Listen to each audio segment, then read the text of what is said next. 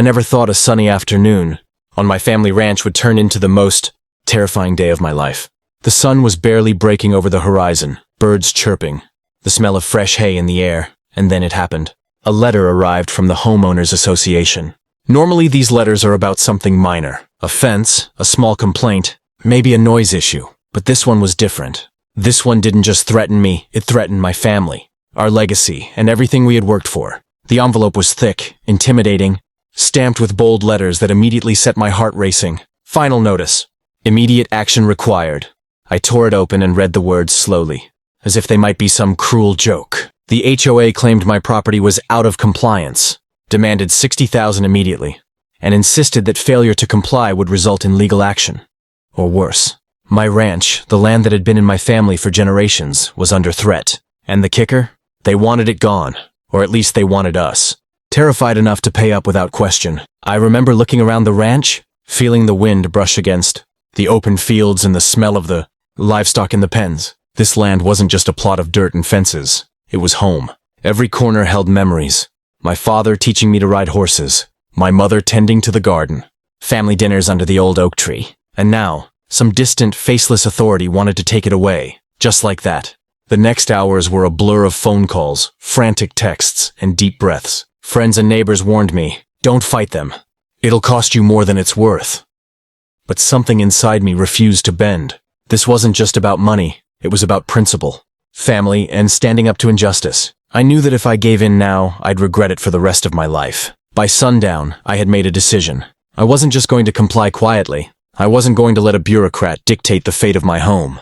I was going to fight, and I was going to do it on my terms. But little did I know the HOA wasn't going to back down easily. What started as a simple letter would soon escalate into threats, intimidation, and a showdown I never could have imagined. And that's when I realized this wasn't just about the money. This was war. The very next morning, I woke up to find a black SUV parked near the edge of our property. It wasn't unusual to see neighbors or delivery trucks driving by, but this felt different. The windows were tinted, and the way it sat there, silent, immovable, sent a chill down my spine. My heart began to race as I grabbed my phone, ready to call for backup, only to realize that these weren't casual visitors. They were here with a purpose. Before I could make sense of it, a sharp, demanding voice rang out from the front gate. You need to comply with the HOA rules immediately, or we will take action.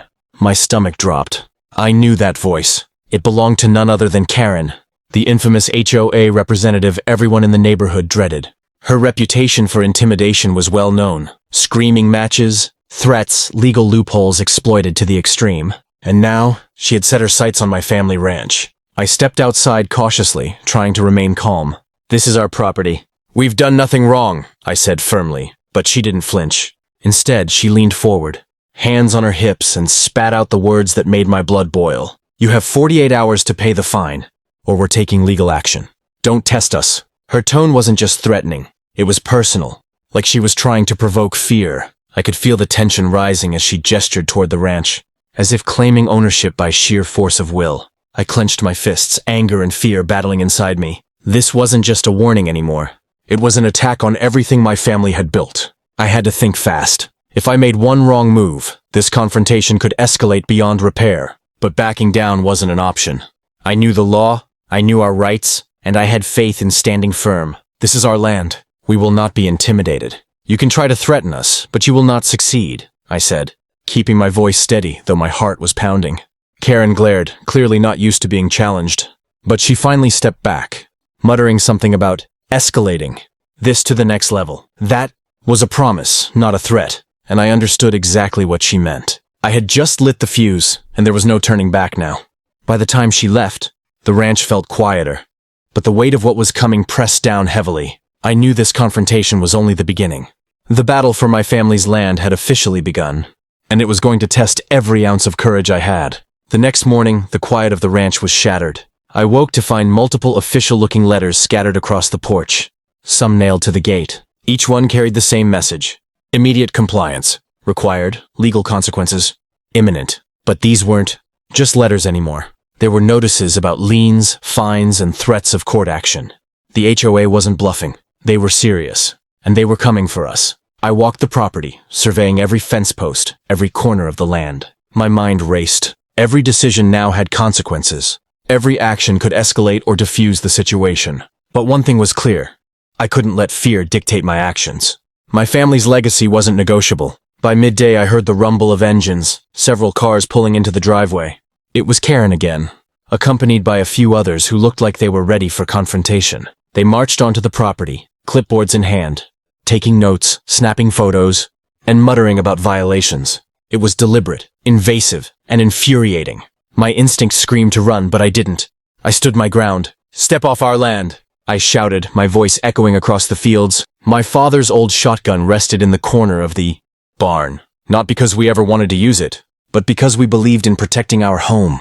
I didn't raise it yet, but the symbolism was clear.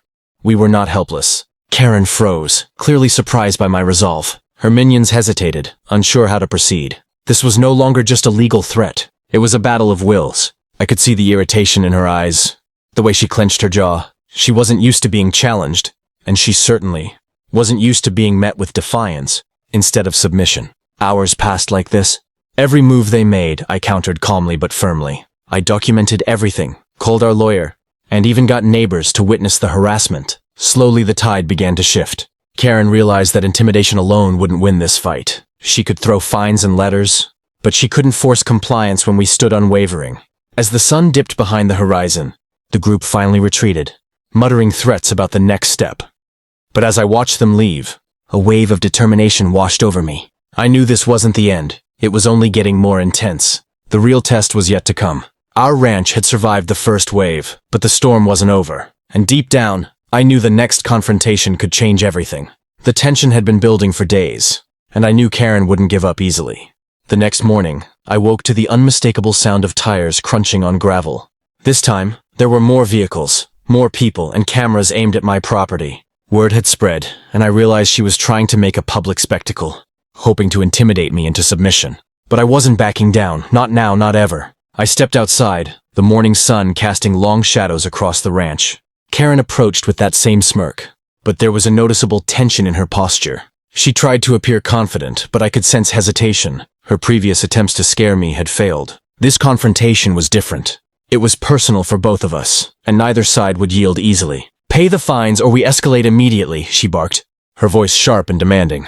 "This is our land," I replied steadily, every word deliberate. "We've done nothing wrong. You can threaten us all you want, but we will not be intimidated. This ends here." Her face flushed with anger. She took a step closer, but I held my ground. My heart pounded, adrenaline surging through every vein, but I kept my voice calm and firm. My family's legacy was on the line, and I refused to let it be stolen by bureaucracy and arrogance. Suddenly, a siren in the distance broke the tension. My lawyer had arrived, backed by local authorities who had verified the legitimacy of my ownership and the limits of the HOA's authority. Karen's expression shifted from fury to disbelief. She realized her threats held no power here. Every attempt to intimidate, every fine, every warning, all of it was meaningless against the law and the truth. The group hesitated, muttering among themselves.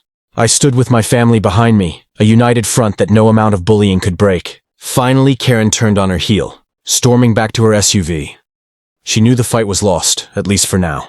As the dust settled, I walked the property, feeling the weight of the ordeal lift slightly. This ranch had faced many challenges over the years, but nothing like this. And we had survived. We had defended our home, our family, and our principles. Standing there, looking over the fields, the livestock, and the old oak tree, I felt a profound sense of pride. The HOA had underestimated us. They had tested us, and they had failed. Our family ranch remained ours, unbroken and untouchable, a testament to courage, unity, and the refusal to be bullied. We had stood our ground, and won. If you want to see more crazy HOA Karen stories and epic standoffs like this, hit that subscribe button, smash the like, and drop a comment below telling us what you would do in this situation.